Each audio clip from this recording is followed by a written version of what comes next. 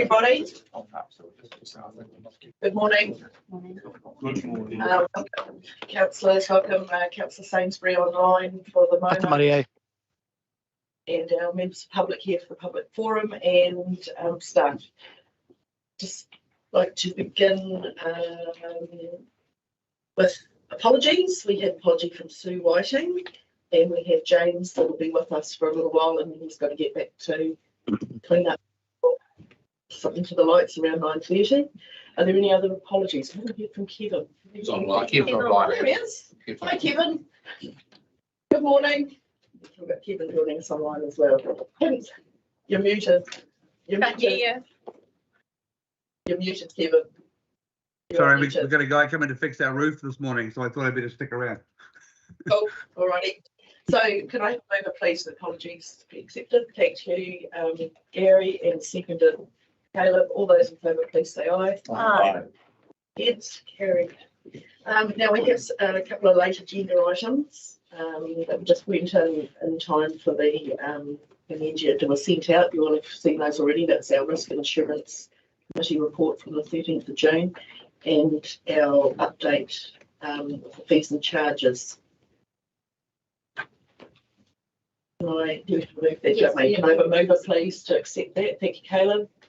Thanks, Russell. Seconded. All those in favour, please say aye. Aye. Aye. Against. Carried. Yep, that's the document. Okay. Now, are there any declarations of interest this morning? See any? Cool. And can I please have the confirmation of the 7th of June minutes, please? Any matters arising? Otherwise, we'll just confirm. Mover and a seconder, thanks. Yeah, thanks. Dane and seconded Sarah Jane. All those in favour, please say aye. Okay. Against? Carried. Right, we now move on to our public forum. Welcome Peter Volker and Frank Rosen. They're going to speak about fluoridation. Just remind you, you've got 10 minutes between the two of you. You're welcome to step up to the lectern. Thank you. Thank you. In support of Peter and Frank, there's also a couple of gentlemen there from outside of the district that also have an interest in fluoridation. Good morning, respected audience. Marina Katoa. Fluoridation has been so much debated in the media that the newspaper editor from the Waikato Times decided to not further publish letters on this subject. This would have not been the case if fluoridation of drinking water was straight away safe and effective. I cannot expect that this subject is your expertise, and I do not want this to make a scientific presentation, but I want to stress the point that there are many health damaging effects connected to water fluoridation, which have not or only inadequately been taken into effect by the Ministry of Health in their published papers advocating water fluoridation. The only beneficial effect on their books was, and still is, the decrease in health decay in children's teeth. For me, the most alarming negative effect is the reduced intelligence coefficients in children, which are living in areas with fluoridated water supplies. Dozens of studies have now been done on this subject, most of which indicate that the reduced IQ was detected. Others remain inconclusive or deny any correlation. A recent broad summary study confirms that the final report of a 6-year national toxicology program in the United States of fluoride neurotoxicity. The report was blocked from public release by the Health and Human Services, but under an agreement reached in an ongoing lawsuit, the report was made public in March 23. The review considered all human studies of fluoride's effect on the developing brain. Its conclusion confirmed and strengthened the findings from earlier versions that IQ was affected. External peer reviewers all agreed with the report's conclusion that prenatal and early life fluoride exposures can reduce IQ.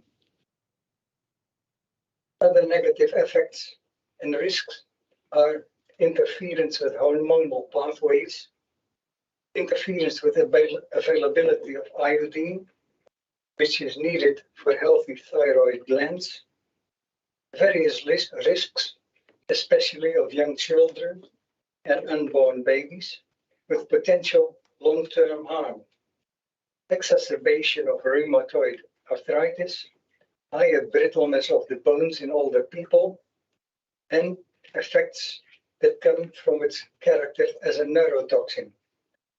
It's attention deficiency hyperactivity disorder, for instance, and dulling down of people's awareness. There are not the not targeted and the not intended consequences. People who do not need it are bound to receive it. Intake of fluoride via drinking water is near compulsory. It leaves no free choice. Fluoridated water ends up in public water where it poses risks for natural life. The commonly used fluoridation substance comes accompanied with hazardous heavy metals, which endanger people's health. Fluoride accumulates in the bodies of people with poor kidney function. Questions of most of these adverse effects were simply not raised or answered in the Ministry of Health quoted research papers for water fluoridation. It speaks clear language that these fluorides are considered that toxic that they may not be disposed of in open waterways or in chimneys. There are straight methods other than fluoridation of drinking water available to reduce children's tooth decay. That now one single person, the Director General of Health, is charged with the power to direct local authorities to fluoridate the water beats good sense. High-ranked health officials have been committed to encourage fluoridation of water supplies in the legislation design and advisory committee guidelines. So please brace yourselves for this expected directive to fluoridate water or drinking water. Get informed about the liability for harm to the public that your council, or more in particular your CEO, takes on when he or she gets to install the fluoridation of the water supply, even if this carried out on instruction.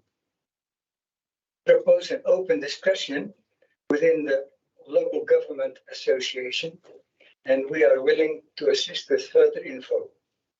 Frank will delve more scientifically and legally into many of the aspects that I mentioned. I present this as a concerned citizen on my personal behalf and not as an associate member of the Physicians and Scientists for Global Responsibility. Thank you. Over to Frank.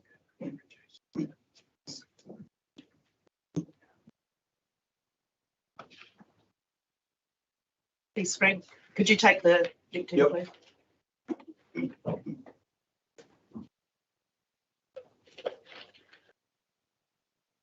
Morning, Mayor Adrian and councillors. Thank you for the working to me. But just put that out there. Some of the things that Peter's just talked about with the complex nature of fluoride and what it does, and so the comments that you hear that it does not cause any adverse effects. It's actually rubbish. You should have had my reading to you, but with a couple of comments I've had the last couple of weeks, I sort of changed it a little bit. And one of the, just before we go on to that, to remind you all, excuse me, can you hear me? That for the last 50 years, the fertilizer works have been pushing out their waste product. They used to dump it out at sea. They couldn't do that. They were stopped from doing that. They are still restricted quite strictly for what comes out through the smokestack. which is called that. In fact, they were fined $25,000 the last year or two. But so what is now happening? They were stopped dumping it at sea. We're still dumping it at sea. And in the meantime, it's going through us, and we are being used as a waste disposal unit for fluoride and heavy metals. And they are among the 7 heavy metals. They're all within the top 5 of the neurotoxins in the world. And in the case of fluoride, that's in there with them. And together, they potentiate one another, and they all accumulate. There is no safety measure. There is no safety levels for arsenic, lead, or mercury, which are in there. These are the heavy metals that are in there. So that is going through our drinking water, and it affects, they are neurotoxins. And as far as neurotoxins go, the developing brain of the child is much more susceptible to them. And that is what we're doing. We're putting all this rubbish into them. We are not here because we got it taken out 20 years ago. But the other comment that made me get away from this one was the fact that council can't do anything, local authorities can't do anything because it's mandated. It is not mandated. The Health Fluoridation of Drinking Water Amendment Act allows the Director General of Health, I quote, to add fluoride or not to add fluoride. There's no mandation. He can't do that. And he has got no power to add the heavy metals, which is the practice of fluoridation. He's got no authority to put that in the drinking water. So, and so that's from the base legislation that we've got. But that is also in contravention of your Local Government Act. It's in the RMA Act, because it's still dumping water, polluting water, into all forms of water that you are obliged to look after and in the environment. The other one is we've also got the Water Services Act, which was passed at the same time. And the purpose of the drinking of the Water Services Act is, along with the Local Government Act, the local authorities have got to provide safe drinking water. The meaning of safe in relation to drinking water, and that in the Water Services Act is the only one that I can find, states that in this act, safe in relation to drinking water means drinking water that is unlikely to cause a serious risk of death, injury, or illness, immediately or over time, whether or not the serious risk is caused by the consumption or use of drinking water or other causes together with the consumption of use of drinking water. Now, the uses of fluoride, the sources of fluoride in the last 20 years have just been up like that. And especially in the last 10 years, because there's this introduction of what we call PFOAs, which are persistent fluoridated compounds, and they're in everything. This stuff is made from it. And I heard the other day that even the disposable contact lenses are all made from PFOAs. So you've got extreme numbers of other sources of fluoride than the drinking water. So excuse me, Frank, if you could just wrap it up, please, because yeah, well, I just saying the other one. We said 25 minutes each. Yeah, and as I say, those are the basic points. You have got the power to do so, and we urge you to actually do that. And we're prepared to deal with talk with your legal advisors, because my Bible is the Constitutional Administrative Law by P.A. Joseph, and it's all in there.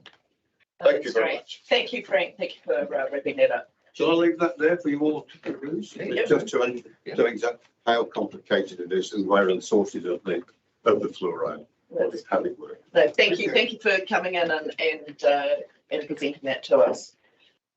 Right, we'll now move on to our agenda item the late one, which is our risk and assurance committee report. And it's Jadine. Good morning, Jadine. She's zooming in.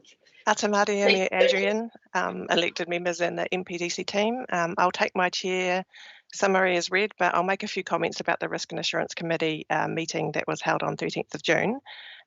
We considered item 7.3, which was forecasting assumptions for the LTP 2024 to 2034, and there's some great comments made from the committee members, especially in relation to the absence of Māori data to inform assumptions, as well as having separate assumptions for urban, rural and commercial industrial land. I know that time will be short today, so I just want to give a shout out to the team in terms of items 8.3 and 8.4 that we considered, which is closing out the recommendations in relation to the Food Act 2014 QMS, as well as the Building Control Authority assessment recommendations, and item 8.11 that we considered on the Safety and Wellness Quarterly Report, and the concern that was expressed for the safety of staff and elected members, but good to see that training was being provided in that space. So I'm happy to answer any questions. Kia ora. Has anyone got any questions? I think our meeting was really thorough, and I think there was really good engagement from the committee as well. So I was really pleased with how the meeting went. So if there's no discussion, would someone like to move the recommendation, please?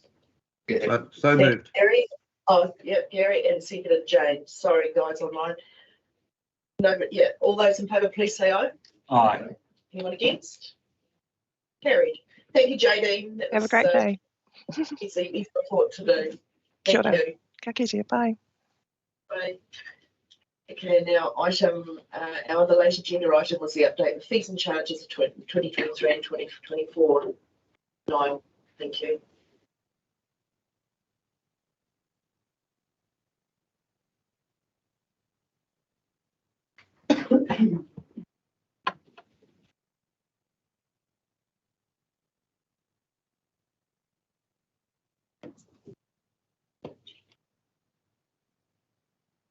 Morning, everyone. So this item relates to our fees and charges. As Council will be aware, we consulted on a schedule of proposed fees and charges, and Council adopted those final fees and charges on the 24th of May. Since then, we've just identified that there was a couple of fees that got missed from the final schedule of fees. So we just wanted Council to confirm today that you're happy to include those that were out for consultation. So that is the fee for library, the non-collection of a reserved item, and that fee was actually to be removed, and a range of changes in relation to recreation facilities, so essentially our facility hire rates, where there's a different fee structure that was proposed. And we've also updated the development contribution fees to reflect the CPI. So yeah, essentially we're just asking Council just to confirm those, and we'll then include those in the final fees and charges that will apply from the 1st of July. Any questions? Questions? Straightforward. Okay, so we have the recommendation. Is there someone like to move in second? Thank you, Caleb. Moved. Seconded, Gary. All those in favour, please say aye. Aye. Against? Carried. Thank you. Thank you, Noel. Okay, now we'll move. Noel will stay there for the adoption of the annual plan. 23, 24. Thank you, Nadia.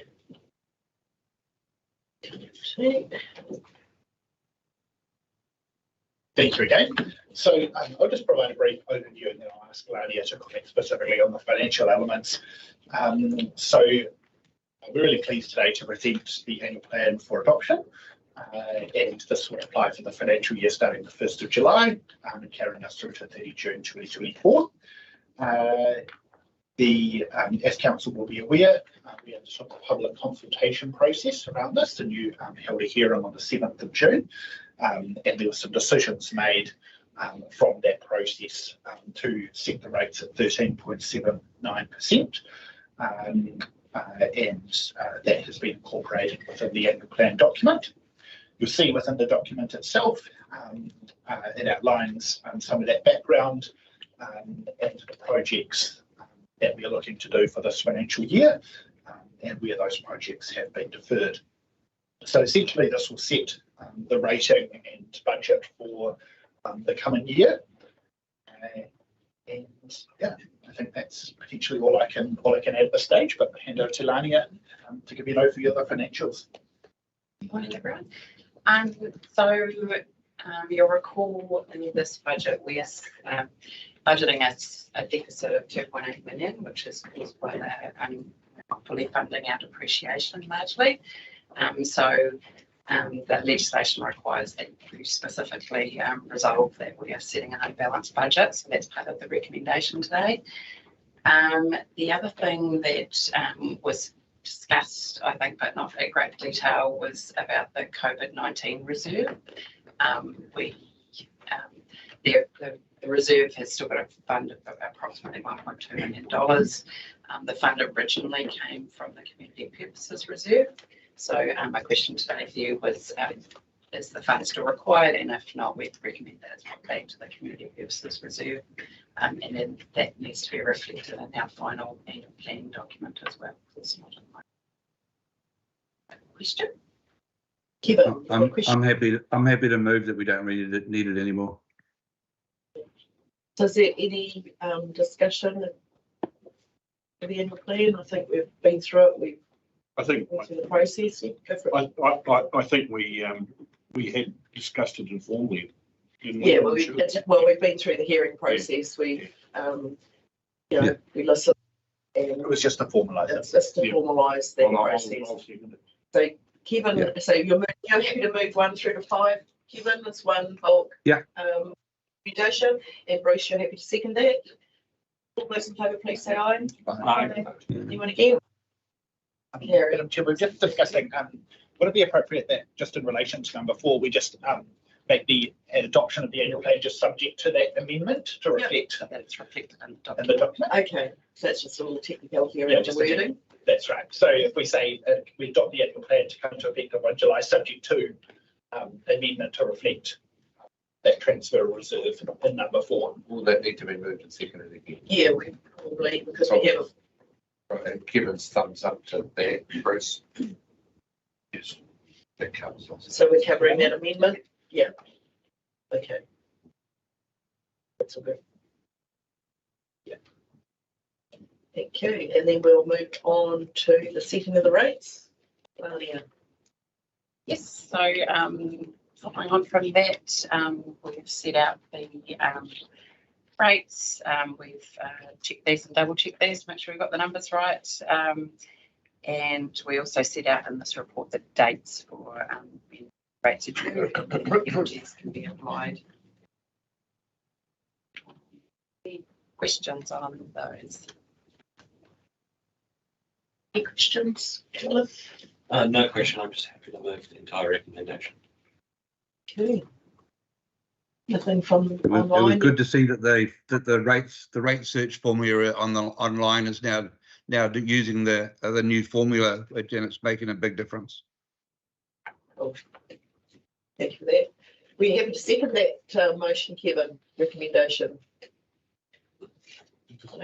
Disappeared? Yes. Yeah, okay, Kevin. So move Caleb, seconded Kevin. All those in favour, please say aye. Aye. Anyone against? Carried. That piece of work. Thank you. Okay, now we move on. Thank you very much, guys. I'm going to drop off now. Amazing piece of work, and thank you for facilitating me coming on this morning, Steph. Much appreciated. Okay, bye, team. Yep. Hope the cleanup goes well, James. Bye. Thanks, Adrian. Cheers. Bye now. See you.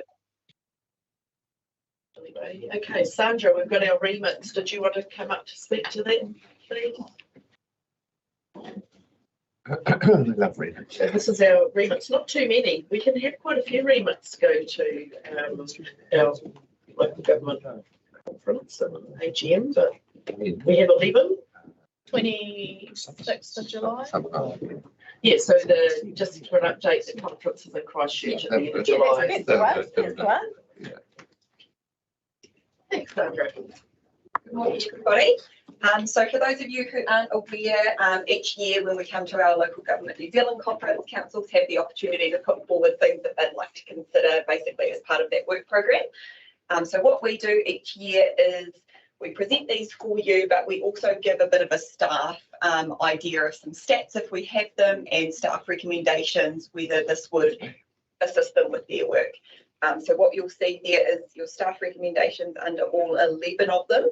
You are more than welcome to choose to support, not support, or remain neutral for any of these.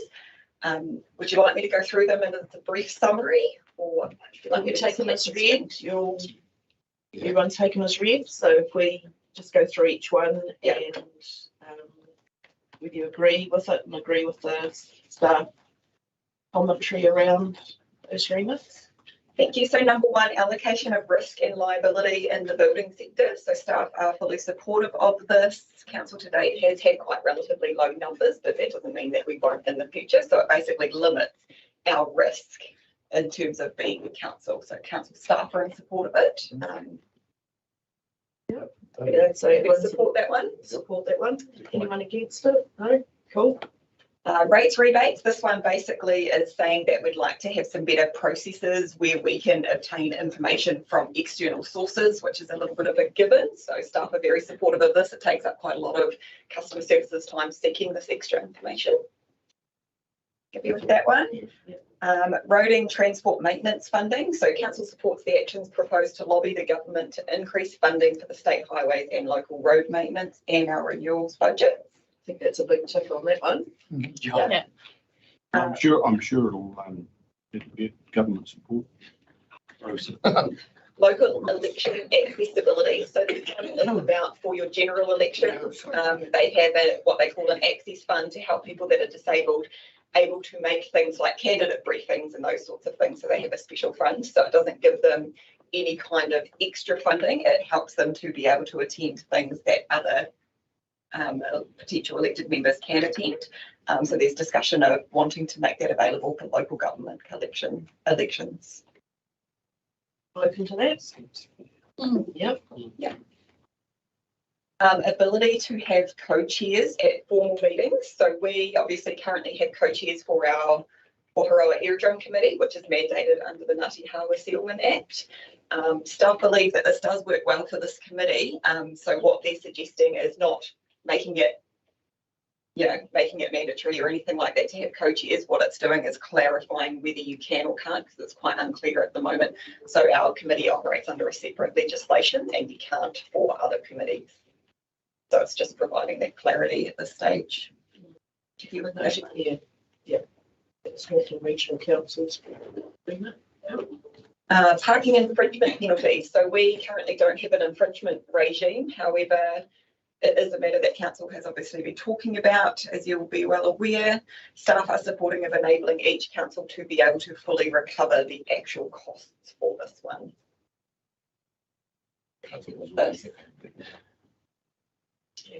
Number 7, rural and regional. No, hang on a minute. We've just, you got a question? I was reading somewhere where we were not. My understanding was we were going to be looking at putting in a bylaw. Well, you've got to have a bylaw first to be able to do this. This is just the. Yes. Yeah. Where did I read? Is it in these papers? It'll be. It's not. Eh? No, it's already be in the. No, there's somewhere I just read that we were proposing not to do it at this stage. Yeah, but this is different. I know. This is a remit. We're talking a remit here. So therefore, if we do it, we can get our funds back. So the same way that you can set these is either under your fees and charges or via a bylaw. Caleb, you got it. I'm just thinking from a public relations perspective.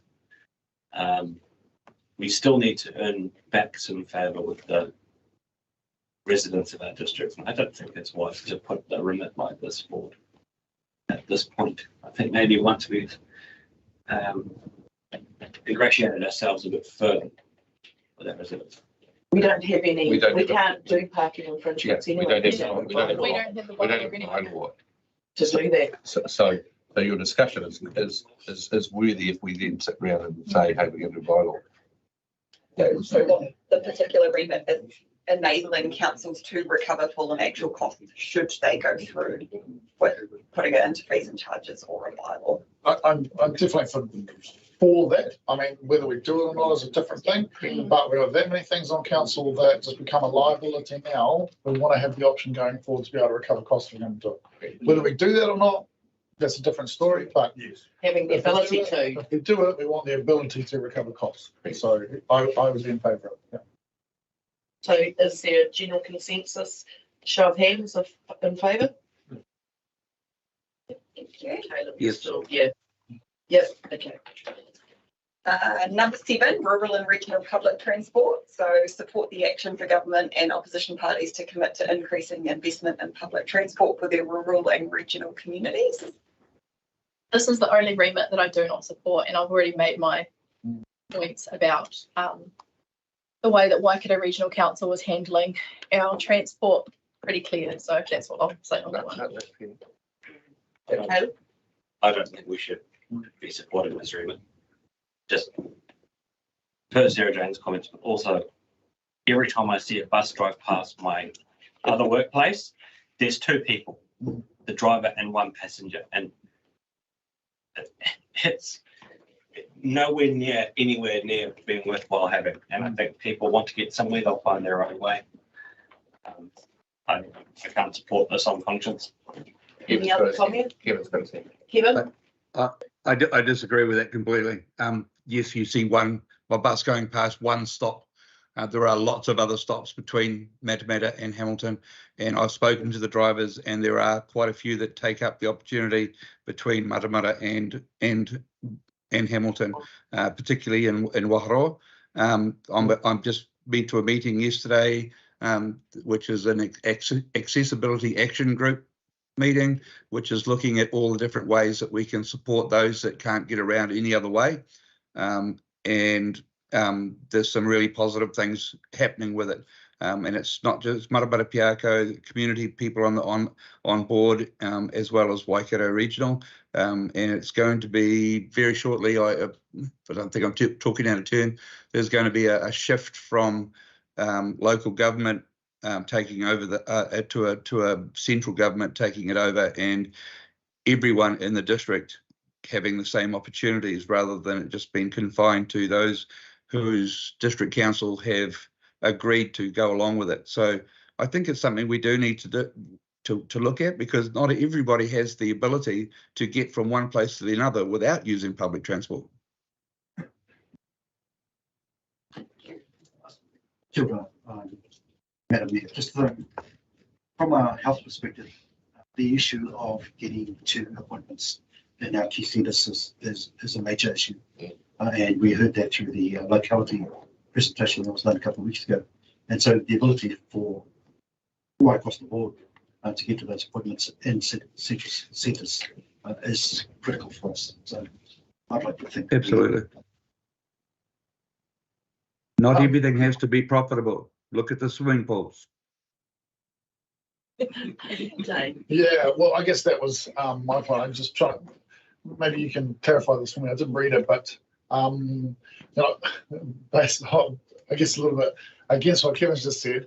You know, I'm for the transport and things. You know, going to areas. I just don't want to see it be another massive bill that's tacked on the back of everybody else. So I guess if we're supporting this, can I have a little bit of clarity around what it is that they are, you know, what the cost of it are going to be to people paying with Waikato, you know, reasonable. And that's exactly my issue, because I do not want my community paying for electric buses in Waipa in Hamilton City. And I'm really concerned that that is what is going to happen. But I guess that's not what this remit's about. No, but that, to me, this is, I feel, for me, there's not enough information, so I personally cannot support this remit. But I guess if they're seeking government funding to support the development of public transport in our communities, and while we may not use it, as our town grows or towns grow, there may be more opportunity for people to use public transport if it's available. And it's a thing that's going to happen over time. We're not there yet. And is it a staged approach that, you know, that public transport occurs? I think they're just seeking government support to provide this, because the ultimate thing, if you want people out of their cars, or if you want people to be able to go to things and get to tech and tertiary education that we can't provide in our district, this is where this form of transport plays a significant role, because we can't have everybody living in Hamilton. If it's easier for students to stay home and travel into the city for their training, but it's only a portion of the community. I hear that, but this is just about a bigger picture. So, Bruce, have you got something to add? Look, I'm with Sarah Jane on this cross subsidisation that might come through, and the regional council might play around with. But if you read the first, it says that the council supports the action for the government and to commit to increasing investment. Well, that's fine. Yeah. That it's what it's how it plays out in the long term. Yeah.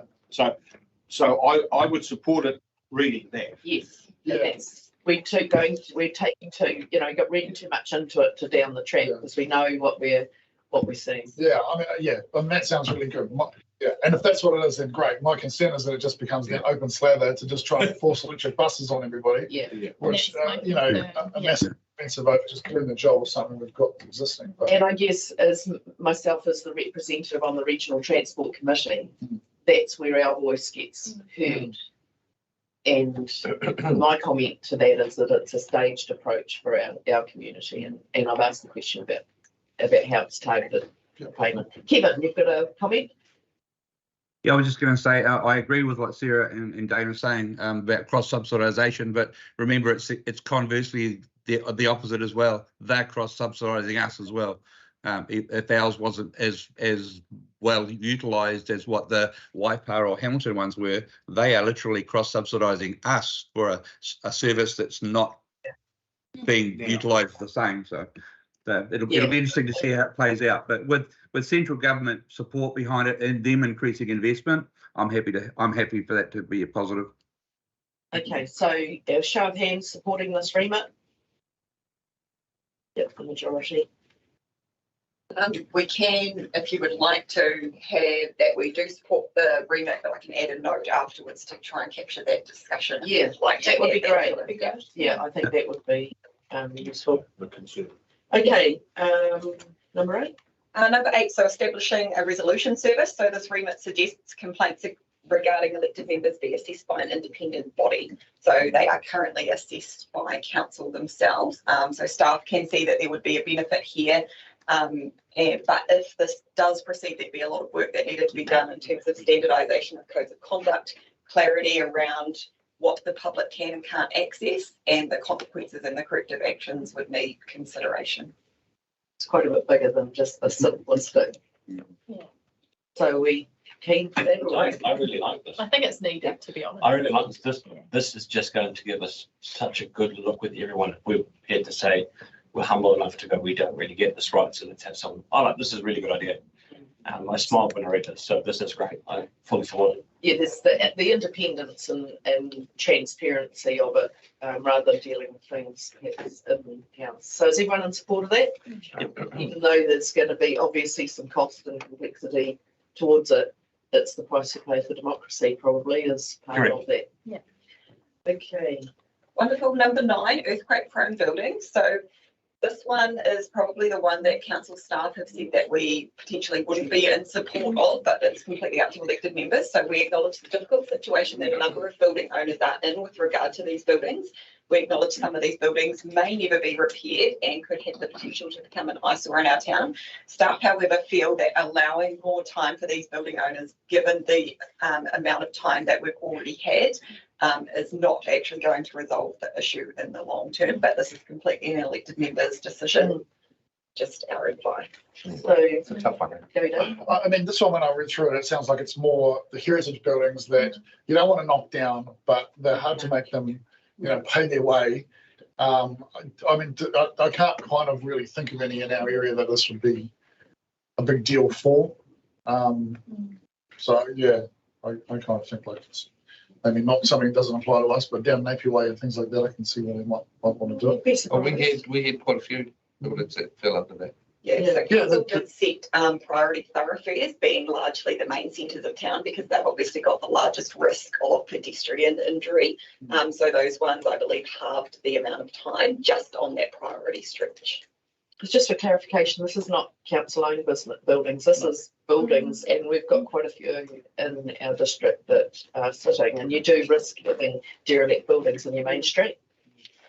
So, does anyone, Kevin, have you got? I was going to say you might be surprised how many there are, and it's bloody expensive to do the retrofitting that's required. So it's yeah, it's a caught between a rock and a hard place with this one, I think.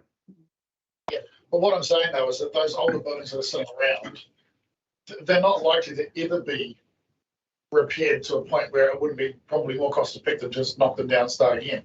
So you really want to give them the leeway to spread this out for years and years and years. You've got to deal with it sooner or later. Yeah. So like I say, the buildings that they're looking at are really big, grand buildings that you don't want to lose. I just don't think that we have the stuff. I'm not saying we don't have old buildings, but I'm just saying, do we need to draw out what really is not going to be something that's worth kind of probably saving down the track anyway? Okay, so Dane's question, who is in support of this remit? You can remain neutral, so there's the Right, or against it, to lengthen it, like to take the stuff, or are you neutral? Neutral. Neutral. So yeah, potentially against it or neutral. Just clarify what you're saying. Neutral. So So we're neutral. We don't actually vote. We don't actually say for or against. So we're sort of sitting on the fence.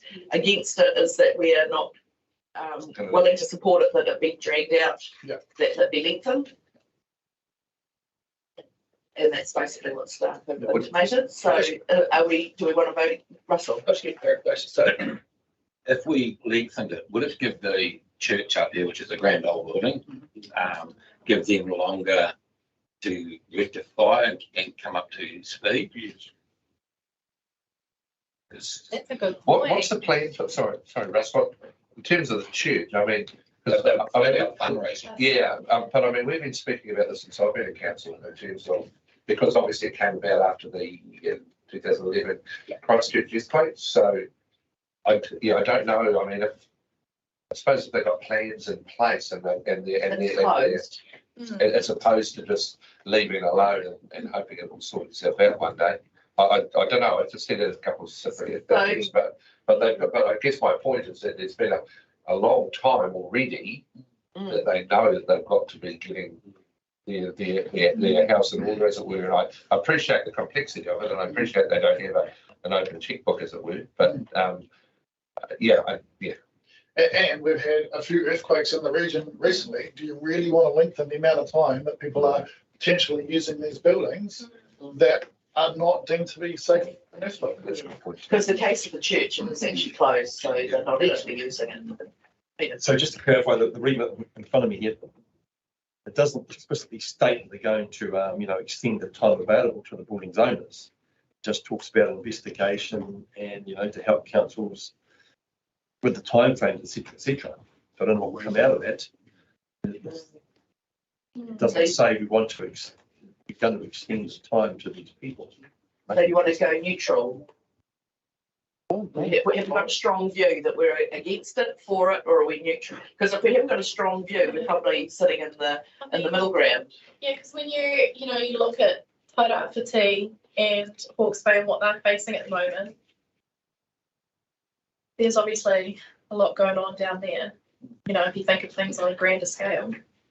I mean, I support this agreement. I feel a bit of sympathy for the building owners who are going to be stuck with if you think bills to fix up a building that may not afford it anyway. But then, we've had these, crazy events. And how does that impact them? Do they get a dispensation because there's been other events? Crazy events might crystallise the decision to get rid of it, to be honest, rather than, Gary, you've got a thought? Well, only that I support the wording as it is to investigate and Given you're in that view. So yeah, I agree. I mean, the world's gone through some real hairy events over the last few years, and as I said before, that's a lot of money to invest in earthquake proofing your building. And what are the options if once this period finishes? What is going to happen? Is the council going to force people to knock their buildings down because they're not earthquake compliant? I like the idea of investigating what to do next, basically. So I would support it. Because one size won't necessarily fit all. And I was just going to say, I can think of a local family who own quite a few business properties, and one of the ones in Morrinsville, they've got all these reports, but they don't really know what to do with them. So maybe we'll be. So is there so if there's a timeline, it would actually be quite helpful. They haven't done anything, guys. They haven't done anything right now. They're not going to because it's more and more expensive to do. Yeah. The remit is just saying investigate. So are we in support now? Yeah. In support? Show of hands. It's a majority. Literally on the fence. Yeah. Yeah. Okay. Thanks, Kev. It's not masonry.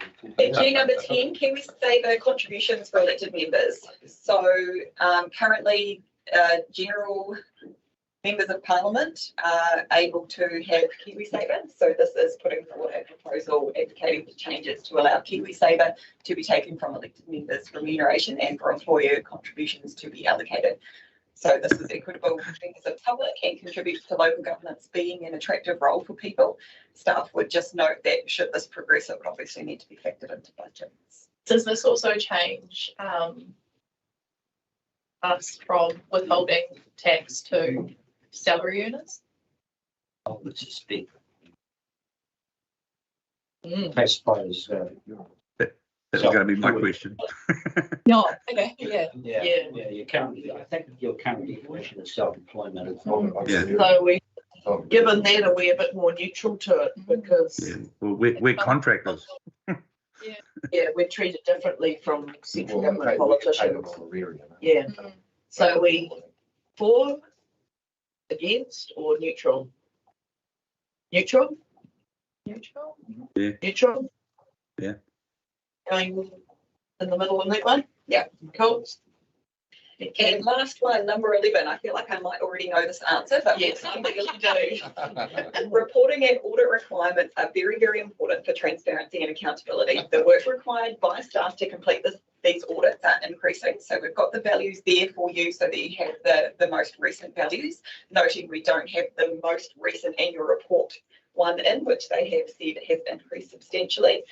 Council staff agree that the scale and content of the reporting and auditing should be reviewed at a national level. I think we're pretty in support of that one.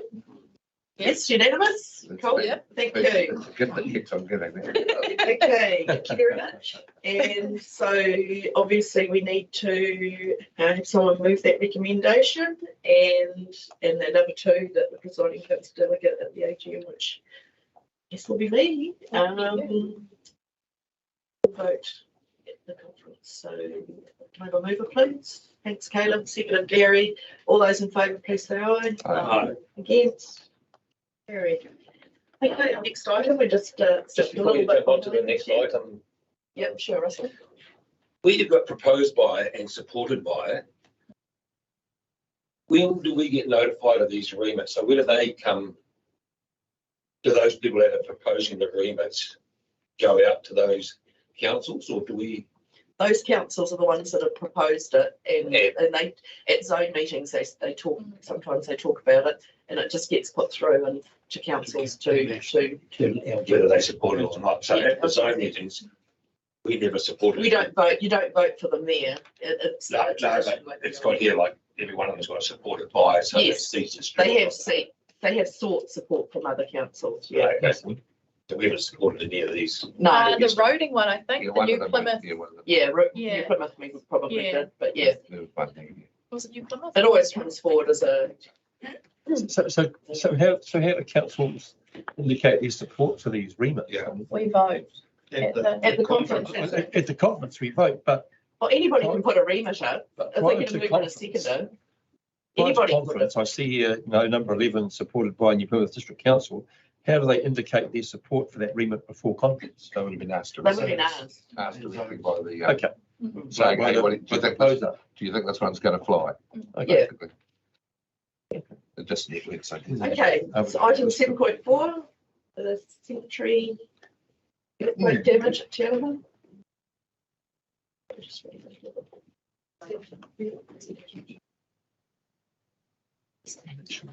It's all getting warm in here.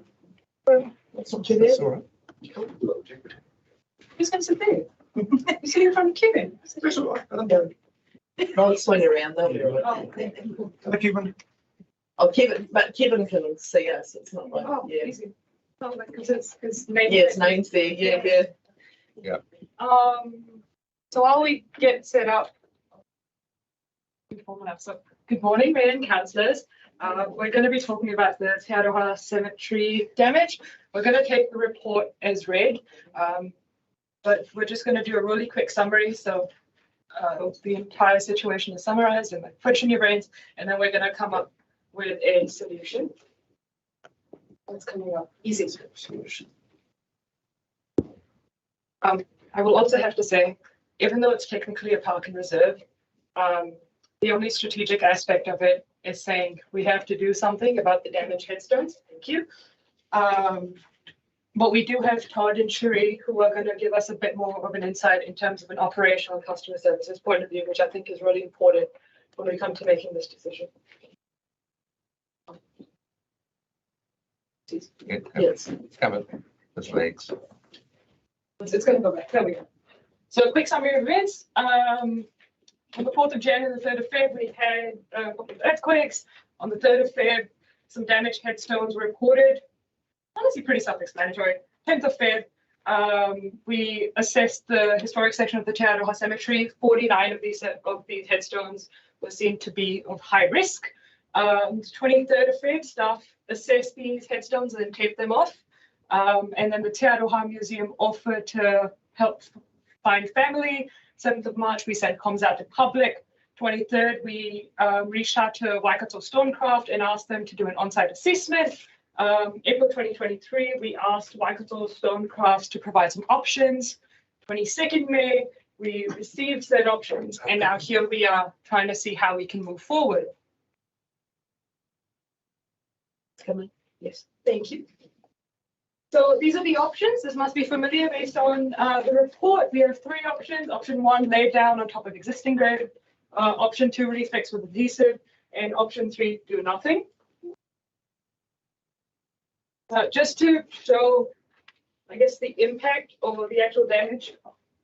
Yes. So these are some of the critically damaged headstones that we're talking about. Again, it's in the historical section. There are quite a few historical figures that are also part of here. So it's all about council, getting the right word, how people see the council. Yeah. Perception. There we go. Yes. Yes. There's a couple more. Again, damaged headstones does not give a good look, but more importantly, it's a health and safety hazard, not only for people visiting, more importantly for the staff who are maintaining it.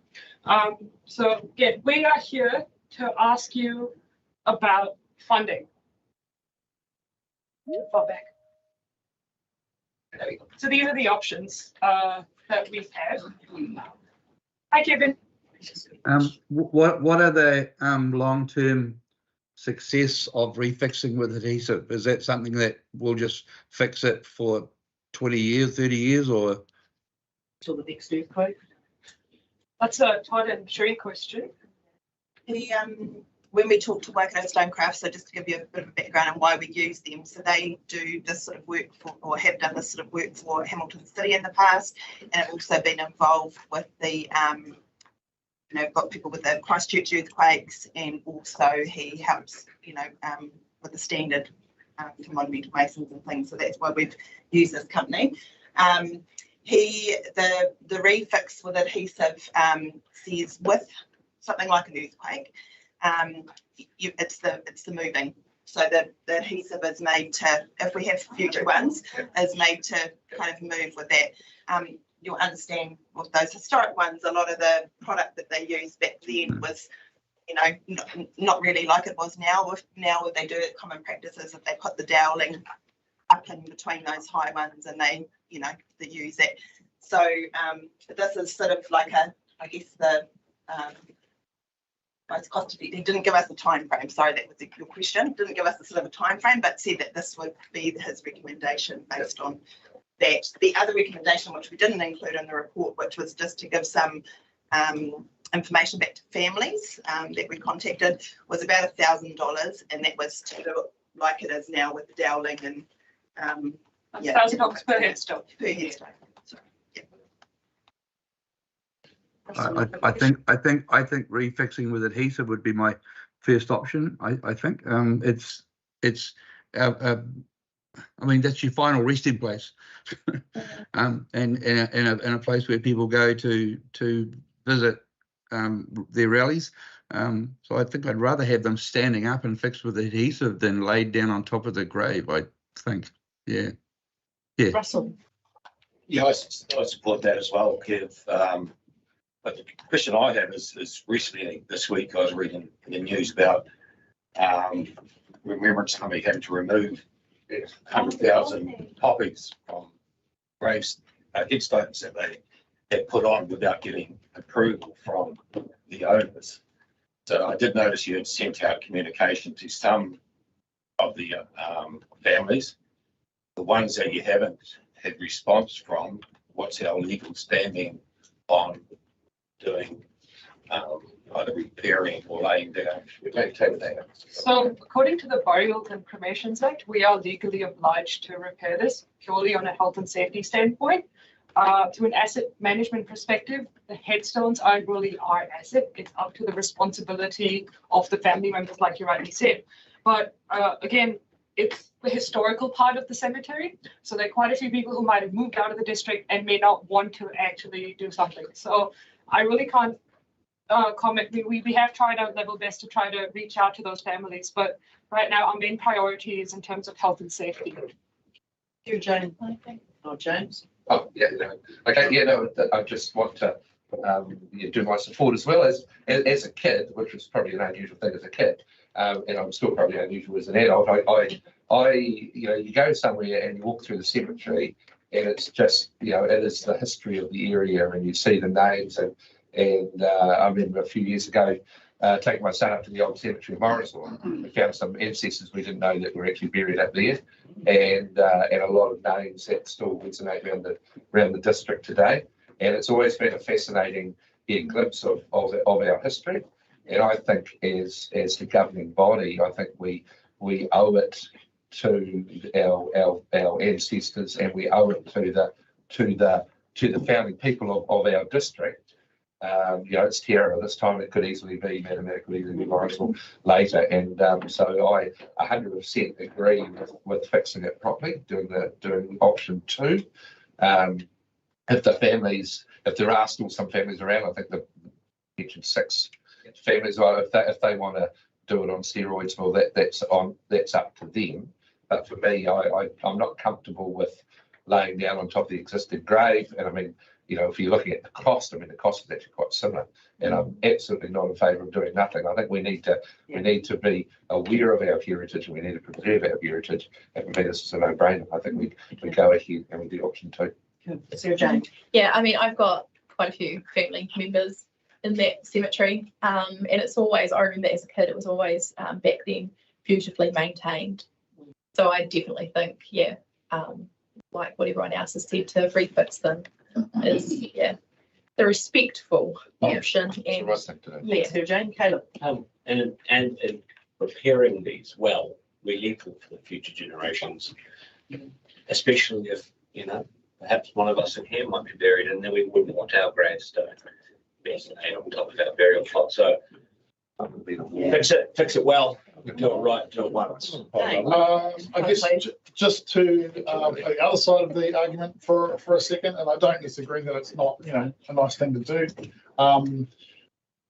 First thing would be that the $250, going on your point, it's not much to go up. That seemed like an awful lot of money to lay a headstone down. Yes, that's 2 guys for an hour and a quarter, and sure there might be a few big ones there that might take that long, but to me the majority of them look like they might take 15 minutes. So if that was a more reflective cost of what it would cost to do that, then it would probably make it a little bit harder to just go, I'll spend the extra $7,000 maybe. But the other argument is, and if it's just Tierra that's going to do this, and it's just, that's probably not a big deal. But the other side of the coin is, what's the precedent that we're setting going forward for all these gravestones that are getting older and older, and the cost to ratepayers when everybody goes, your rates are going up, your rates are going up.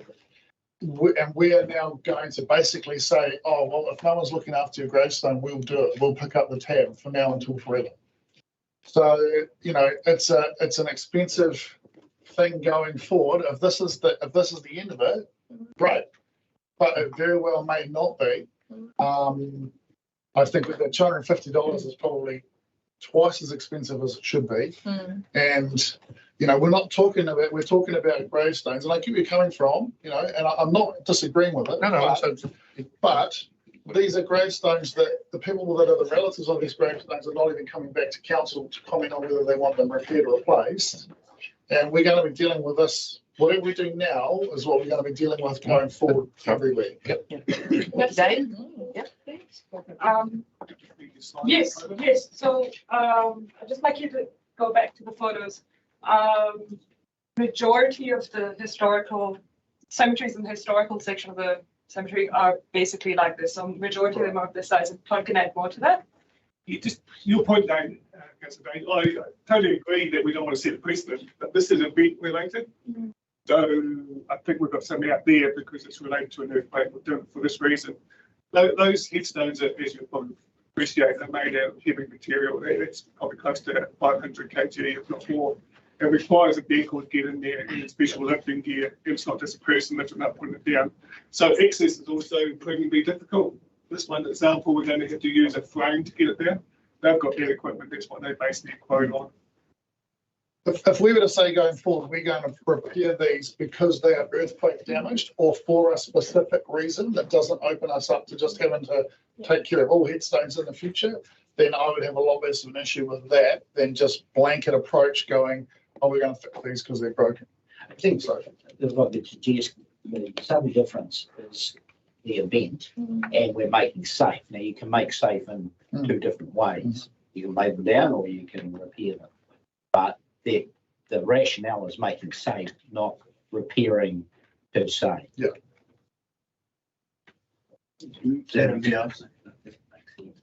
I was just going to make a comment that from an equity perspective, I support what Jane is saying. Actually, Te Māori have a number of historical urupa across the whole district that have similar memorial stones. And if anybody's been down to the falls like Matamata-Piako, there's an old urupa there that's way back in the 1800s. And they're concrete structures similar to these. Actually, the riverbank has been chewed away, and it's not going to be long before the feet of some of those people are starting to stick out through the bank. So none of this money, no money's been spent on those at all. And so just an equity issue, I think. If we're going to spend ratepayers' money on that, then how can we distribute the same benefit right across our district? Bruce. Well, not just on that. We're talking here. This is a publicly operated cemetery, as distinct from the urupa that you're talking about. So that's the only distinction I would make there. But I can see where you're coming from. What we're talking about here is an earthquake-related event. We have no option but repairing it, and you're not going to do anything other than re-erect. So, option 2 is the only way. So you got another comment? Just to clarify, you were talking about the headstones only and not the damage that was caused to the foundation, the foundation, the concrete. That is just as bad. Absolutely. So in the picture you see, there's quite a bit of damage. These are 100+ years old. Up to this point, we haven't worried about the actual plot themselves. We just maintain around it and in it. With it became a safety issue, that's obviously brought this to council because now there's a cost involved in doing that. That's the only reason this is brought to council. So the only question I would have is that not all headstones are created equally. And there'll be some that their foundation could be okay and they'll stick. Like you can see the ones that have just shuffled a bit, they'll probably be quite stable. Are there any where their foundations are actually a bit dodgy? If you're sticking it back on a foundation, that it might go again anyway? So your quotes we priced it up there as an average, but based on that one there, no access, you've got to lift it, you've got to glue it, you've got to get prepared to put it back. That may be a little bit more than potentially this one here. It's just got the head off that we may put back up. So the 49 is the high risk ones. There's other ones that are lower risk that won't be done. So it's of course the safety issue at the moment. Can I just say something? Coming back to it, we have two things to decide. One is in what way we would fix these headstones, and the second is allocating the money for it. I understand we'll spend a lot of time in deciding what the best method is, and I totally understand that, but I would like to respect everyone's time. And I would also like to pose in the next question of, after we've decided what way to fix the headstones, let's also try to figure out the money side of things as well. Just moving the ball forward. That's it. It's your job. No, not really. Not really. That is not my job. My job is to come to you guys and ask for some help and some guidance. Yes. Okay, Russell. Are we aware of any of those ones that are in question being servicemen's graves? Good question, but no, yeah. Okay. Okay, so are we progressing? I just think they should just use best judgment. Like, I mean, I don't think there's a need to put that head on the right and one back on the top. You know, what's there is still good. Some of these things look like they would be best just to be laid down, lay them down. But if most of them can be repaired and it's cost effective, do it in place. I mean, maybe it doesn't need a blanket rule for all of them. Just Yeah, I'm a little bit ambivalent around putting headstones back up because there's a risk they'll just fall down again with another earthquake. That's probably the thing that I know they say that the glue will help the move, but if the foundation it holds there, but it mightn't hold further down. And yeah, I guess you've got that professional opinion to say that that glue will hold them in another earthquake. Yeah, Kevin, you got a question? I was going to say, I'm guessing that it would actually potentially be quicker to refix with adhesive than it would be to lay them down, because I would say that to lay them down, you'd have to make sure they didn't fall apart while you were doing that, which means it's potentially why it looks like it's expensive, because there'll be a lot of preparatory work before you could actually do it. So the quickest option is probably refix with adhesive, because there's no cranes necessary or anything like that. It's yeah, probably the less labor intensive, but that's a guess, Todd. I might just completely a guess. yeah, still be cranes needed though, because you've got to lift it up with the glue in underneath it. Yeah. And if you put it on the ground, you never have to deal with it again. You just stand it up and glue it. We could be having this conversation at the end of the next earthquake. That's what I'm worried about. Yeah. Caleb. I'm going to have a thought about second Dane's initial statement, is that if we do this exclusively as an event-based one-off, this is where it ends. Absolutely. I mean, we don't know if there's going to be another earthquake or not, so it's kind of academic saying, oh, let's just lay them down because there'll be another earthquake. We have no idea. So I think we do the honourable thing of preparing them this time. Yep. And do our level best this one time to preserve history. And in the future, if we need to, we look at it again on a case-by-case basis, not say to anyone, we're going to repair every broken headstone in the district, because how many are there? Well, it's health and safety. So I guess this is a tag if there's a risk to health and safety of it toppling and hitting somebody, isn't it? So the headstone is not our asset. We are not liable for it. What we are liable for is the health and safety of those visiting that reserve and the staff that are operating on that reserve. But you do raise a very good point about precedents, and that is one thing that we had outlined in our report of, yes, this is a one-off event, and thankfully it's only affected Te Aroha and not any of the other cemeteries. But yeah, I mean, it's. And I guess this is the thing, are we going to look at this as a one-off and No, use it as a test case. See if it gets through, and if it doesn't, we'll do a different path. If there's another earthquake in years to come and they fall, well, there's your answer, maybe. But anyway, Bruce? So these stonemasons have worked, you said have worked on other one. Yeah. Right. So the precedent from a council perspective was set say in Christchurch or in Seddon or wherever, did councils pay for that work to be undertaken? So my understanding through the Monumental Mason was with Christchurch, because it was a declared event, that opened them up into more funding. Because that's where I went straight away. And that was where I got to, so yeah. Okay. So we have a suggestion of, if we do want to go through, is that we could use the community purposes fund, which is what the COVID has gone back into, so the reserve there. So that would, that's not a significant amount of money. I'm happy If to we move move, to to James. I'm happy to move the funding. Yes. Second that, yeah. Sarah Jane. Yeah. Do we, so I guess the thing, just the only question I have is, do we want to acknowledge this as a one-off event? Yes, absolutely. So would you like to? A one-off test case, close to, Well, it's that, yeah.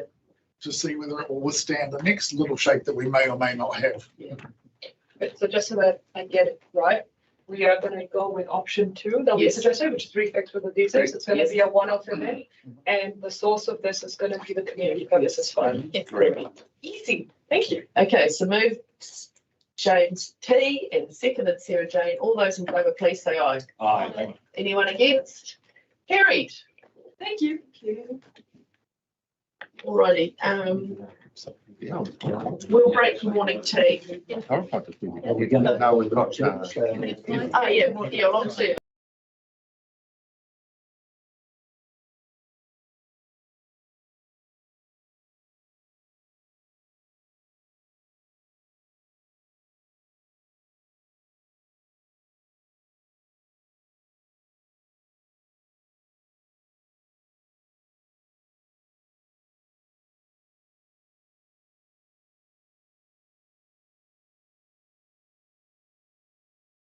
Recognition.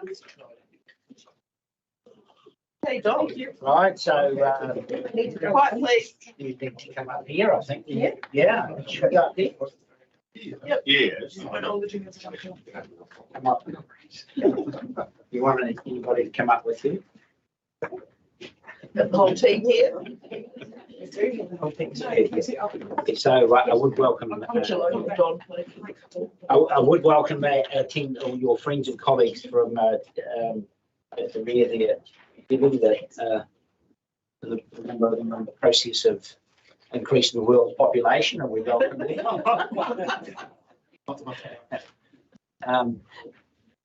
But give me great pleasure to once again acknowledge this 20 years service for another of our staff members, Kelly, obviously in this case. And Kelly started a long time ago, and I seem to recall, Kelly, when you started as in the HR department, you came on a fixed term contract, didn't you?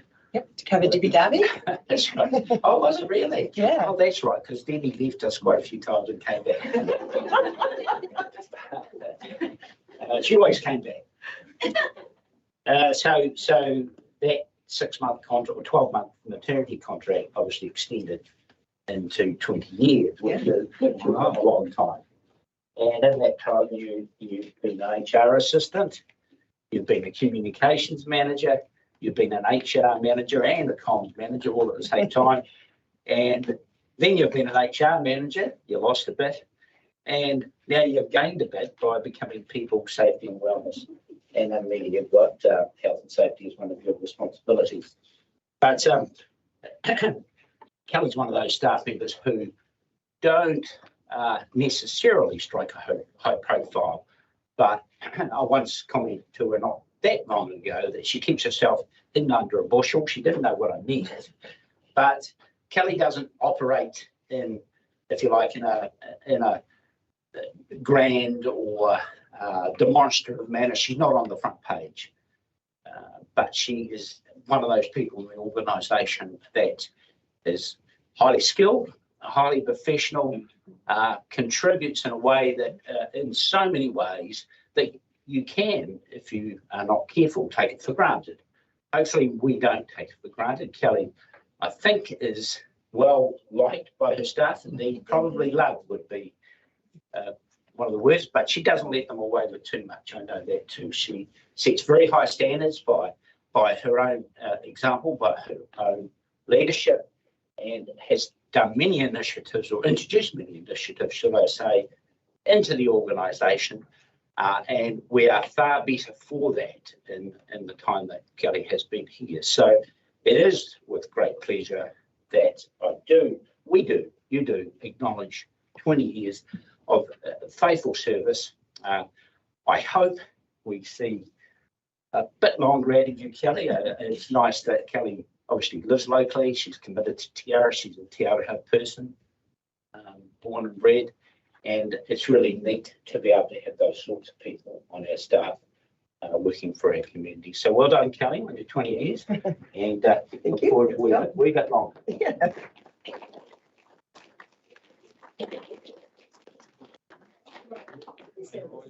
Thank you. Oh, excellent. I didn't know about that. Brilliant. Well, I've just got a couple of words to say here. I thought last night when I was thinking about 20 years at council and what comes to mind. And what came to mind is that I'm really grateful. First of all, I'm grateful that I get to work for an organisation that contributes to the well-being of our community. And it's the community in which I was born, bred, raised, and now I'm raising my own young family in this community as well. So I'm really grateful to be working for council. I'm also really grateful for my amazing team, which are at the back there, and particularly grateful to Debbie Burge today, who got creative with the morning tea so we could bring everyone along. So thank you, Deb, because everyone wanted to be part of this, so that's amazing. My team are absolutely amazing. They are really hardworking, dedicated. They go the extra mile. A number of them help out in a civil defence capacity, and when those people are super busy doing civil defence, the rest of them help out in a BAU and cover us and support us. And absolutely amazing team. They provide wonderful support to me. They're very loyal to the organisation and supportive of the organisation as well. So thanks, guys. It's a pleasure to come to work and work with you every day. I've made some wonderful friendships along the way, and a couple of my friends are down the back there as well. What else have I got on my list here? Yeah, also very grateful, obviously, for Don being my leader for 19 of those years. I reported to someone else when I first started and then reported directly to Don for 19 years. Don, thank you so much for all the opportunities that you have provided me. Also for encouraging me to grow and develop and to take on new challenges, new skills and new knowledge. Don is very supportive of all the different things that we'd like to get involved in, and very really encourages us to grow and push ourselves. So thank you very much for that. Also for the support and flexibility that you've provided me. So in particular, having a young family and having that support and flexibility to be able to continue with your career and also raise a young family as well. So it means so much. And there's so many of us, and a number of us are in this room here, where we have stayed because of that flexibility and support that we've had. So we've been able to go off, have our children and come back. So thank you, Don, really acknowledge that. And also just for making this such a great place to work. As you see in our staff survey, people acknowledge it's all about the people, and we've got a great staff culture. And I truly believe that that comes from the top, from Don, and that he supports us all, that he is genuinely interested in people, that he knows so much about his staff. And there are so many of us that have stayed here for quite some time. There's a few of us in the room here that have now racked up 20 or even 20 plus years. Sheree, I don't know how long it's now, over 25. And there's a few even in our team that are on their way there as well. And so, yeah, I just really want to acknowledge Don and what he does for us. So that's it. So thank you. Yeah, no, thank you, Kelly. And I think, I think everything that's been said is we feel that too. And especially acknowledge your work with the civil defence. That was a pretty big summer where I teased Kelly. Well, the comment wasn't teasing. When I was talking to her not long after, I said, "Oh, can you remember what your day job is?" Because we were in emergency management basically from New Year right through to the middle of February. And that's a lot of work to undertake, as well as your day job in the office. And there are compromises to be made sometimes, and sometimes some longer hours probably worked at night to ensure that you keep on top of things, I would imagine. So thank you for your diligence. And it's back that up. It's good. Yeah. So this is a semi-British bake-off contest, I understand. There are no names next to the plate. We all get the chance to give them a score. Oh, well.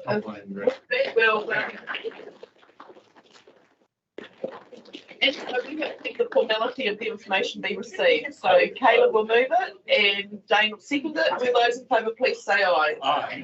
All of you, and you, Kerry. Sorry, Kevin.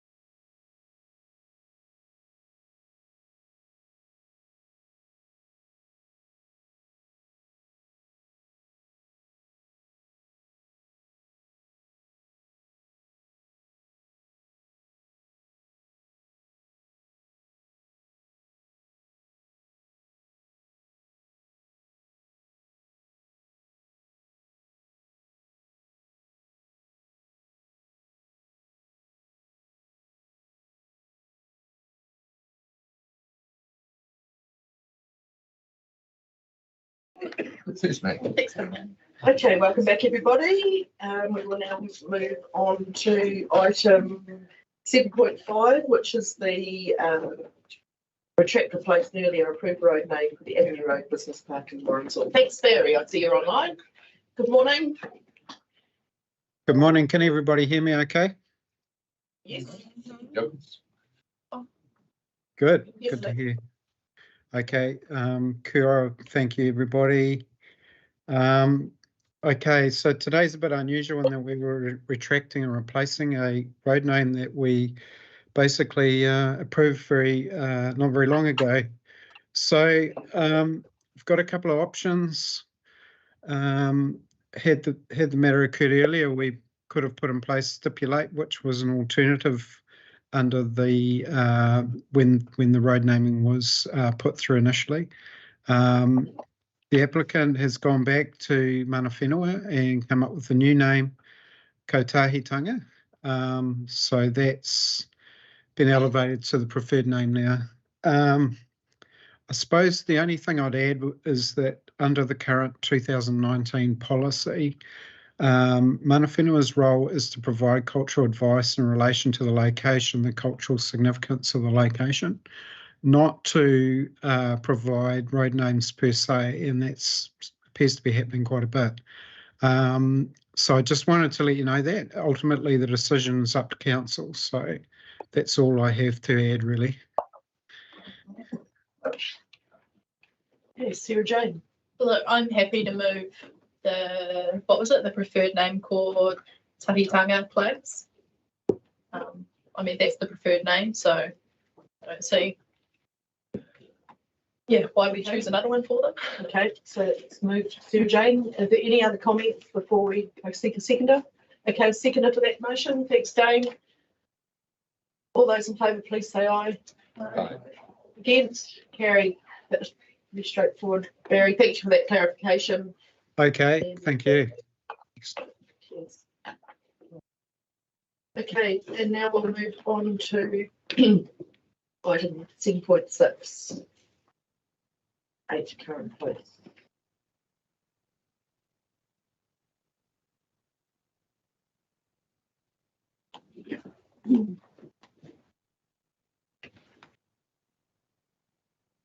Morning, Mayor, Adrian and councillors.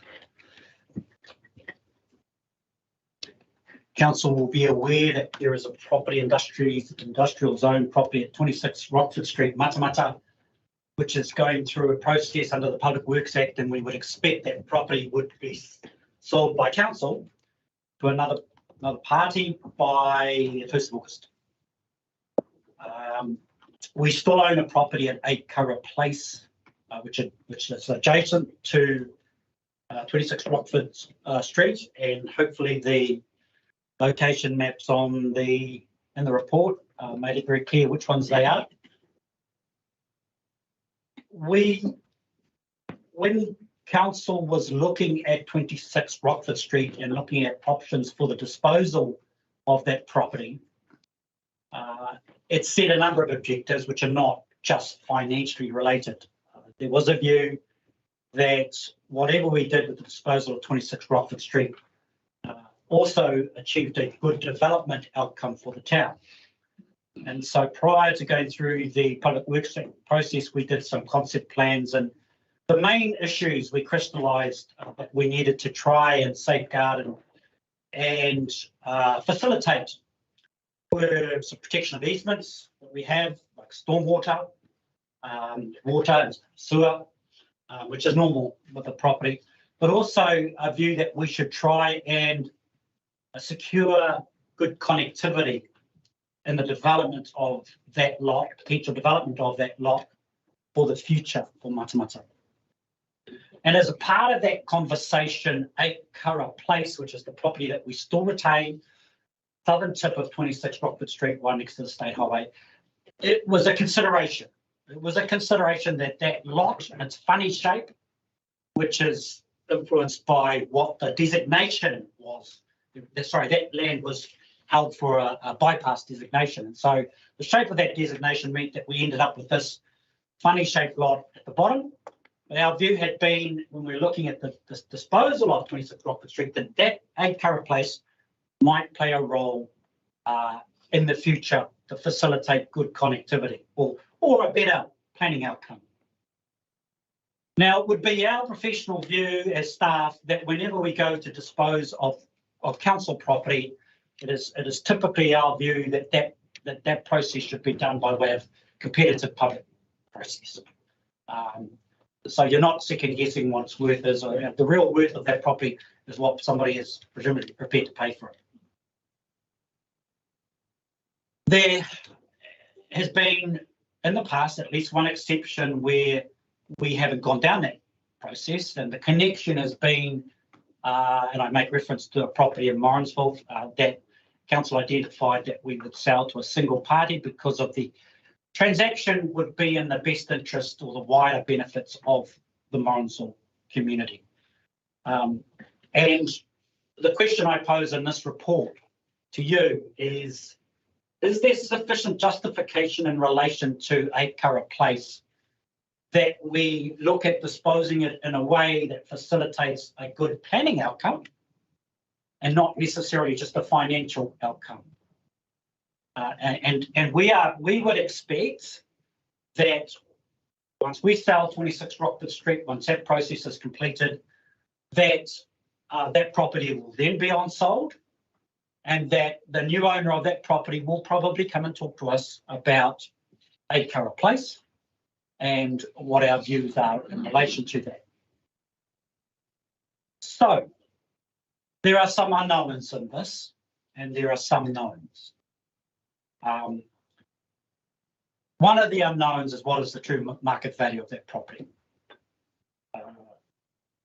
There has been a view expressed when we're working on this issue that the value of 8 Curragh Place as a part of a development of 26 Rockford Street is greater than what it is as an industrial lot at the moment.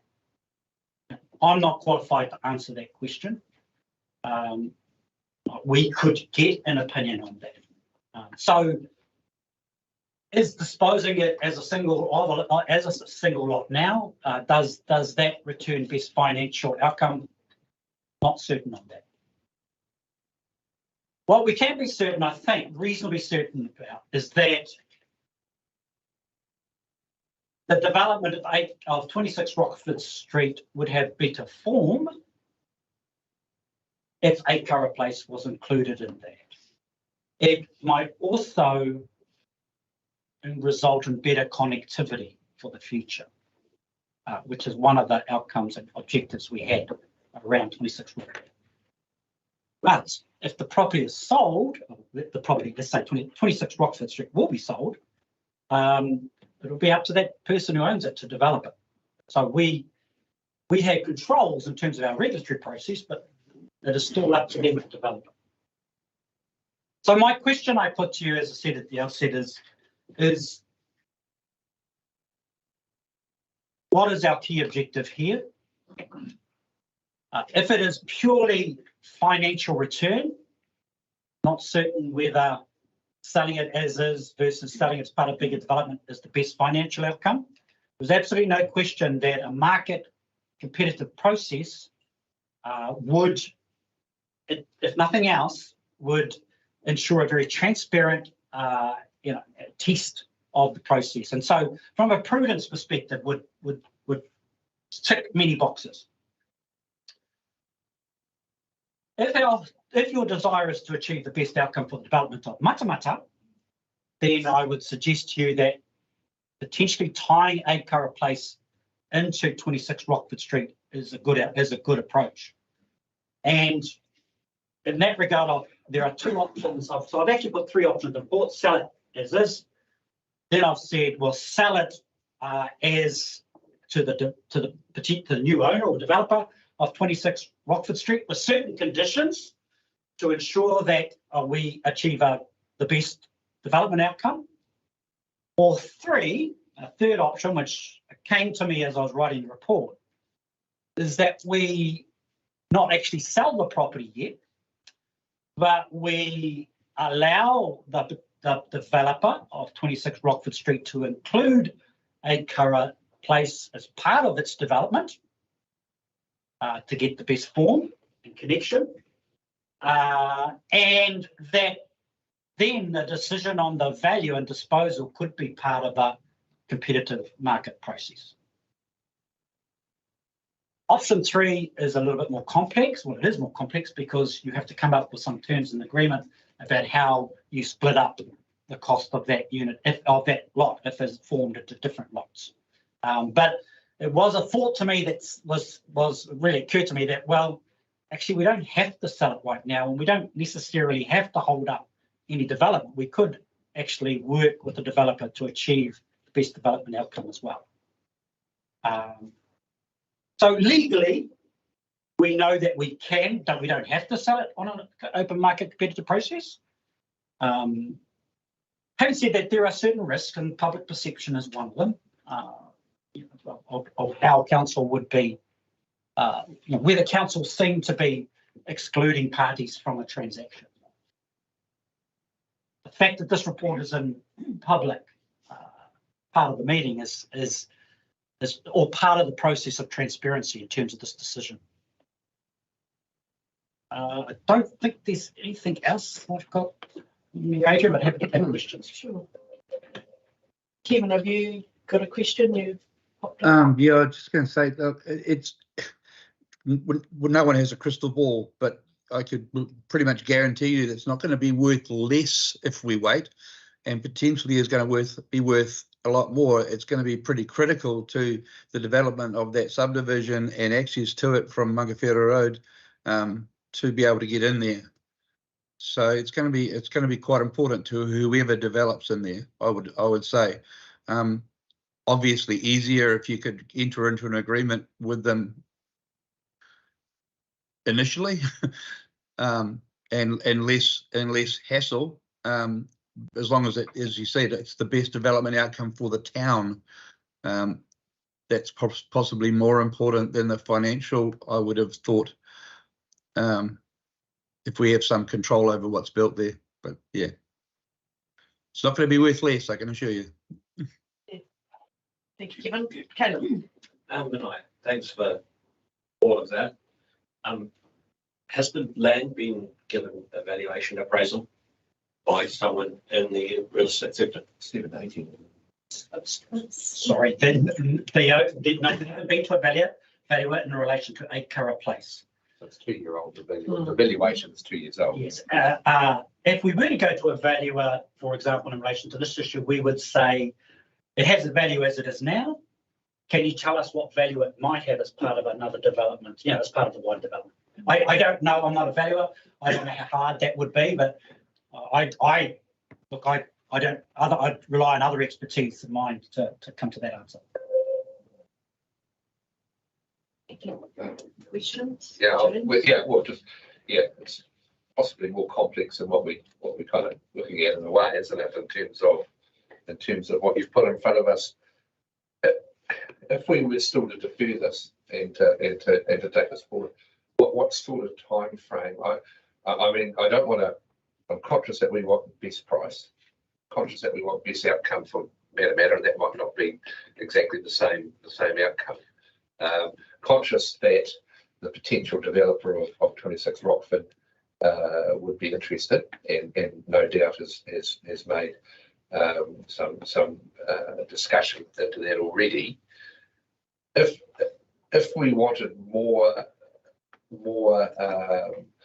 answers, and I think you've probably touched on a couple of those, Manoa. One is simply what is the valuation of this property now, because it's a 2-year-old valuation, and it'd be interesting to see where that is and what impact that would make on our decision. The other one would be, as you just said, what would it be worth as a tactical for the 26 Rockford Street.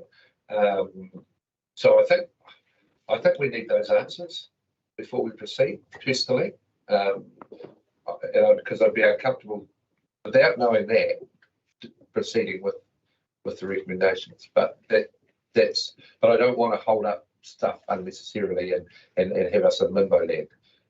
So hence why if we did defer it today, what kind of, I guess, what would be the time frame of obtaining that information and coming back to us, so we still move this in a timely fashion?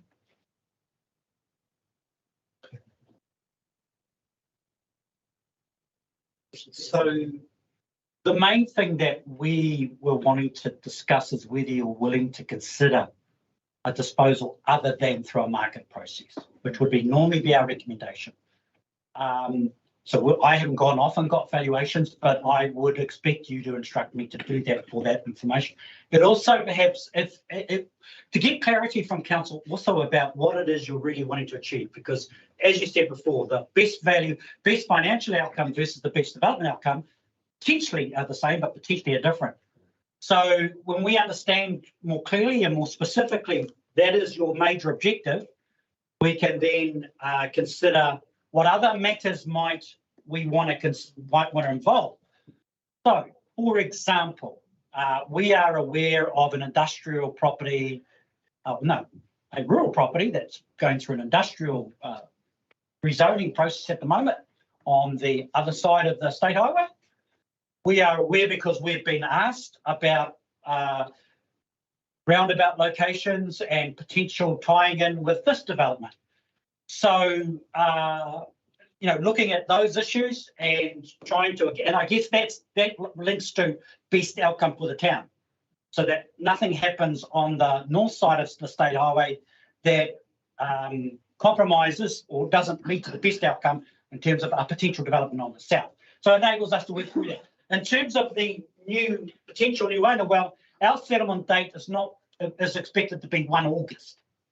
So we wouldn't be doing anything in terms of this sale transaction before then. Yeah. So we have time to get more information. But I think the key thing for us was, if the view of the council was, no, it has to be market. It has to be market. Let's go to fine. Then we stop all further work. I certainly don't think that's my view, because I think we've, well, personally, that's my opinion, we've received talking to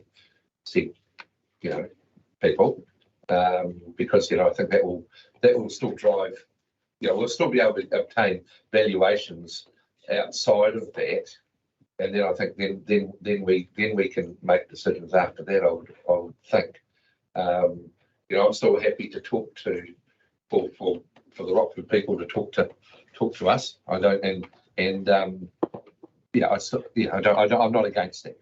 And we have got, sorry, as you said, you've got the precedent in Morrinsville with the Anderson Street property, being St John's. So it's not like we're without precedents in terms of what we're trying to do. Yeah. Okay. I just want to go down the list of recommendations that you've got here. I kind of think that if we enter into a competitive process, e.g. a tender, because the other issue we've got to deal with out the backside of this is that this land was, sort of pigeonholed for the health shuttle too. And if we get rid of that, then what's that going to happen? And I guess if you through a tender process, you won't be able to work with the people that are going to develop that land to find a solution to that as well. So by the time you take into account maybe getting more money for it at tender, but then potentially having to buy or find some land somewhere else to put health shuttles, not that you have to, sure, but I mean, there's been some will to do that. And for number 3,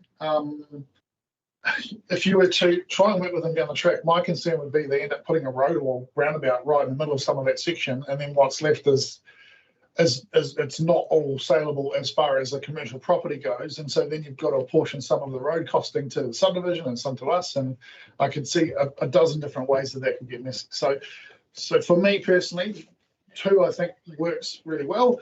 But I think that there's no reason why in part of the recommendation in 2 you couldn't say that we run on evaluation, but the evaluation has to take into account that this is a key part of the property of a major subdivision, not priced up in its single little entity area. So long as the valuation reflects how important it is, I'd be pretty comfortable personally to run with the second recommendation, citing that that's the way that it's valued as part of a whole.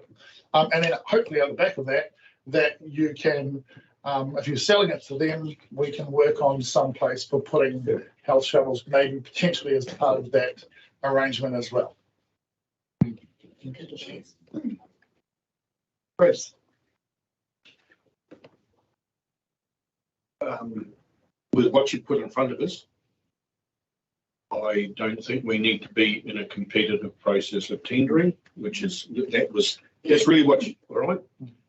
So the alternative then is to look at how best to do it with the developer or whatever. And I think there's there's too many things that are not clear yet. So I would be happy to have a recommendation going that you continue your deliberations and investigation on the best way of doing it, but knowing that you don't have to go to a competitive tender process. Yeah. So I guess in just a bit of summary there, the obviously option 2 in principle is where we're probably sitting. And I think the thing is the conditions. Is what are the conditions that we probably need to consider that we haven't fully crystallised at this point in time.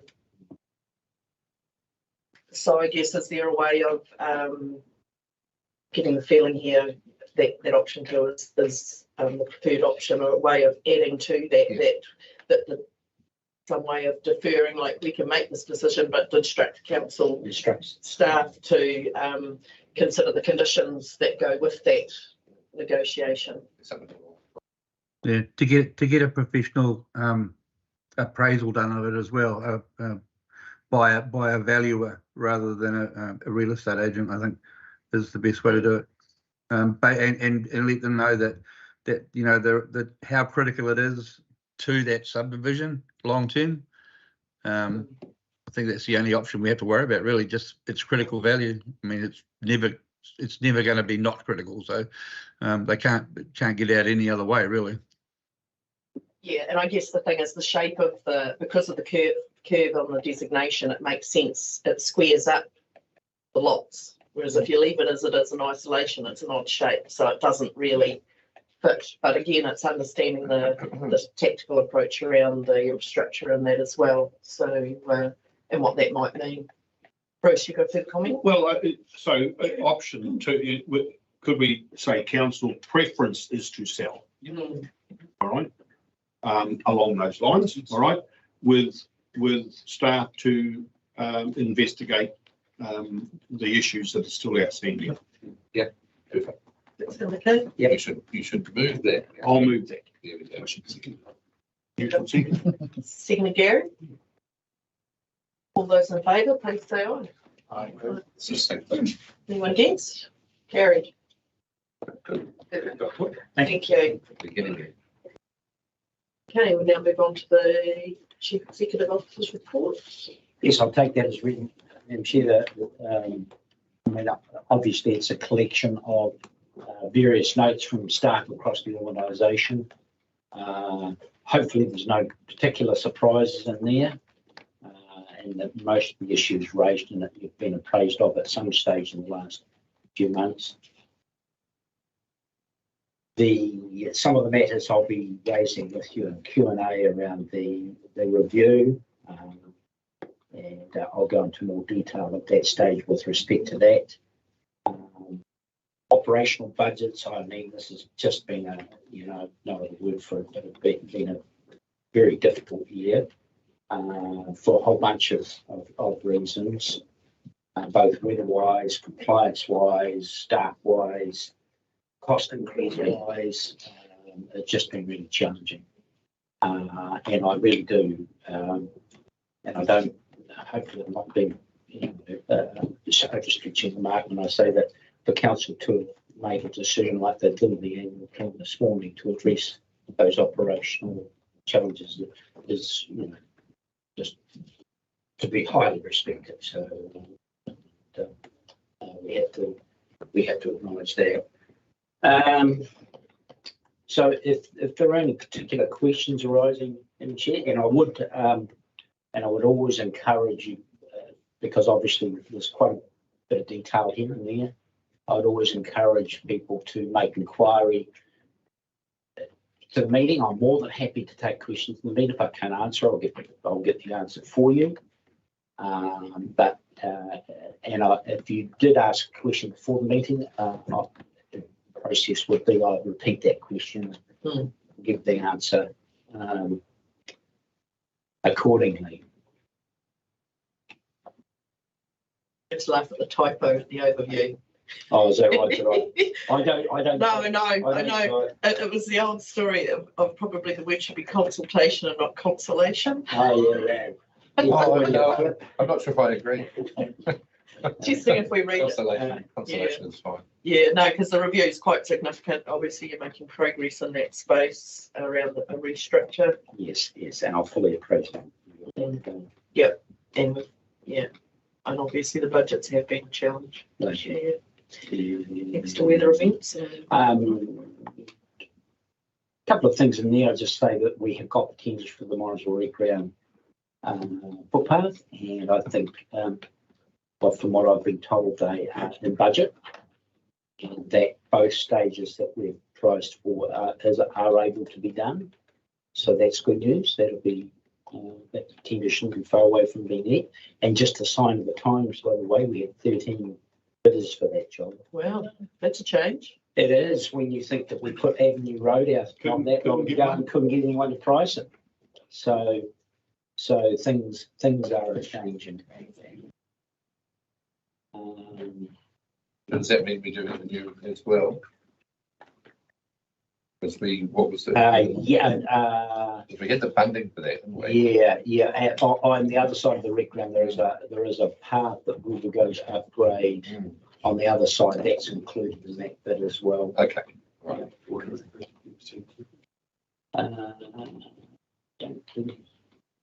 Other points of interest, I'll talk further in Q&A about updating on some other issues.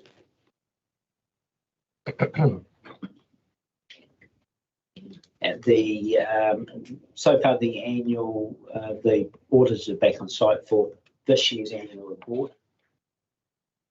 Things seem to be going okay in that regard. Builder consents are still quite strong. Resource consents are still very strong. Are we making our 20 days in the building? Yes, we are. Yep. But we're still not meeting our 20 days though in the resource consenting. But we have under our provision, our legal provisions, extended that to 40, and all the surveyors and developers are aware of that. The new water entities bill has been entered into Parliament. If it hasn't already been to select committee, obviously they're quite strong about getting that through in the term of this government. I did note with interest that the Minister announced that Auckland, Watercare and Far North are proceeding to go early next July, and I have heard of other regions that have indicated that they're looking to go at some point prior to 2026. With the Lockerbie water treatment that's running to schedule. Yeah, that's going well. So is the temporary just about ready to kick out? Temporary's in place. And it can't be far. Yeah, it can't be far away. July. I answered that question. Yeah, I think it was in July. It was projected to be connected. Yeah. So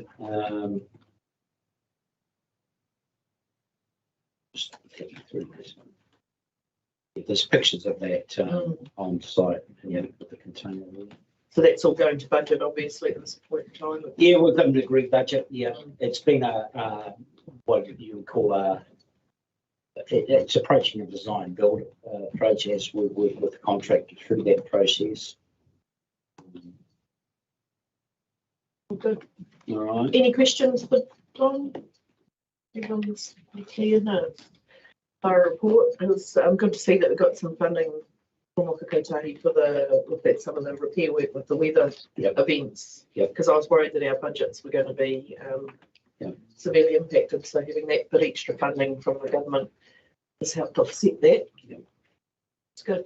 Oh, if there's no other comments, would someone like to move the report be received? Bruce? Yep. Seconded Caleb. All those in favour, please say aye. Aye. Against? Carried. All good, Kevin? Alrighty. Now we just need to, just with the public forum, just a reply letter, I think, this morning, obviously around fluoridation, if staff could just guide us on some of that, because the Ministry of Health, the director, That's right, did orders us. Sorry, we still live stream? Yeah. Yeah. So they order us to. correct. So we just need some clarification, and then we'll do a reply letter to Mr. Russell. Yeah, I can get all the facts and figures about what we understand is the order of being asked to comply. Yeah, so that'll be good. So it's about a dozen councils, Yeah, I think. about a dozen that have been instructed by the department or the ministry to install fluoridation into their systems. It looks like they're looking at it on a district by Mm. district. Right. Yeah. It's really no different to them instructing that, chlorination. You know, in where Christchurch, you know, we're told to do chlorination and don't. In a different sphere. But anyway, I think we just instruct staff to give us some clarity around that, and then we'll just send a response letter to the public forum, the two members that Mr. Russell